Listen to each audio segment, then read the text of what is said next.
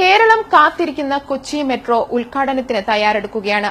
Metro ഓടിത്തുടങ്ങുമ്പോൾ minimum യാത്രാക്കൂലി 10 രൂപയായിരിക്കും. രാവിലെ 5 മണിക്ക് തുടങ്ങുന്ന മെട്രോ രാത്രി 10 മണിക്ക് സർവീസ് അവസാനിപ്പിക്കും.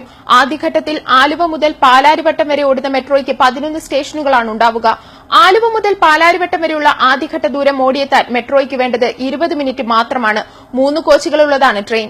ഒരു കോച്ചിൽ 136 പേർക്കിരുന്ന് യാത്ര ചെയ്യാം. നിൽക്കുന്നവരെ കൂടി കണക്കെടുത്താൽ 975 പേർക്ക് ഒരു ട്രെയിനിൽ യാത്ര ചെയ്യാം. 35 കിലോമീറ്ററാകും ആദ്യഘട്ടത്തിൽ മെട്രോയുടെ ശരാശരി വേഗം. തുടക്കത്തിൽ 9 ട്രെയിനുകൾ സർവീസിനുണ്ടാകും. 10 മിനിറ്റ് ഇടവിട്ടാകും സർവീസ്.